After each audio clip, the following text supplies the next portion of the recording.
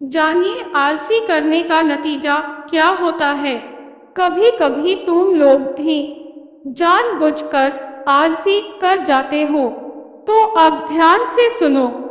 Hello दोस्तों और मेरी प्यारी बहन, भाई और माताओं, इस कहानी को ध्यान से सुन लो और कहानी का मजा लो। तो अब चलो कहानी को शुरू करती हूँ।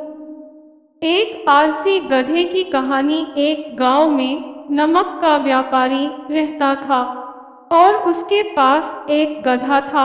और व्यापारी रोज अपने गोदाम से दुकान तक नमक ले जाने के लिए गधे का इस्तेमाल किया करता था। और वह नमक को बोरी में भरकर गधे की पीठ पर लाद देता था और उसके साथ साथ चलता हुआ दुकान तक आता था। और व्यापारी का गधा बहुत आलसी प्रवृत्ति का था। काम से बचने के लिए वह नित नए उपाय सोचता रहता था। गोदाम से दुकान तक के रास्ते में एक नदी पड़ती थी, जिस पर एक छोटा सा पुल बना हुआ था। और एक दिन नदी पर बने पुल पर चलते समय अचानक गधे का पैर फिसला और वह नदी में जा गिरा था। और नदी के पानी से नमक की बोरी भीग गई थी। जब तक व्यापारी ने गधे को पानी से निकाला था और गधे को पानी से बाहर निकालते निकालते तब तक बोरी में भरा बहुत सारा नमक घुल चुका था। गधा जब चलने लगा तो उसे बोरी का भार बहुत कम महसूस हुआ और वह खुश हो गया।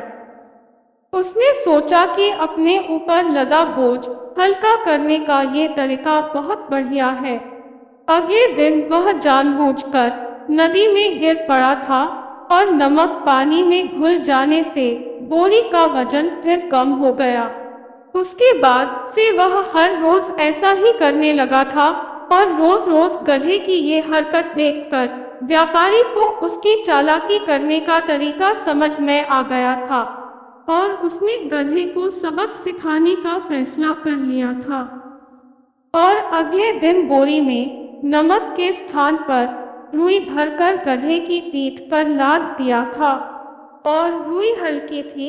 इसके बाद भी आलसी गधे ने सोचा कि क्यों न रोज की तरह नदी के पानी में गिरकर इस वजन को और कम कर लिया जाए। और इसलिए वह जानबूझकर नदी में गिर पड़ा था, लेकिन इस बार बोरी में नमक नहीं थे।